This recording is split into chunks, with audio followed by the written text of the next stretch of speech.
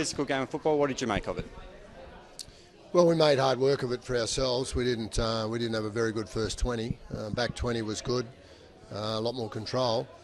Certainly, you could see that we're a little rusty here and there, but not taking anything away from England. England really, after what was a problem week for them, they really came out fired up, and you could see they were, particularly in the forwards, they were really taking it to us. So, we've got some work to do. They hit the front. Where did the game change?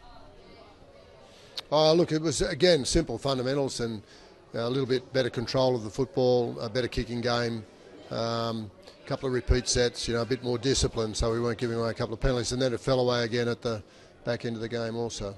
How handy were those players from GI to catch the bomb, and Billy just before half-time really swung the momentum? Yeah, a couple of set pieces, the scrum play where we played 6 on the long side, and then a midfield scrum, and they did number up, and Billy played down the short side, and they obviously, when you look at the score, very important. But I think it also lulled us a little when we got comfortable. I could sense that the guys were just looking a little bit at the clock. But again, I won't take away from England's effort. They were very good.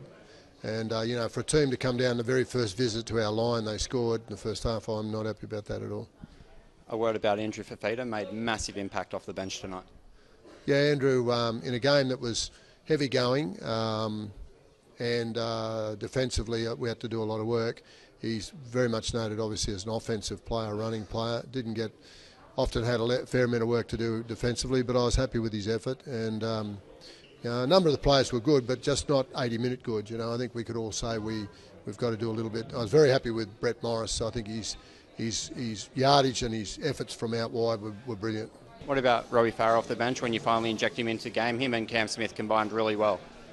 Yeah, I think so. It's something we've experimented with before, but I'm loath to lighten the pack a bit too, like with Cameron and Robbie in the middle, unless we're getting momentum, and then both of they're a bit lightweight in that respect, so I've got to be careful there too. But today I think when their legs were heavy and the big guys were struggling a little bit for momentum, Robbie had a dummy half, and Cameron's ability to play and run the ball worked out reasonably well.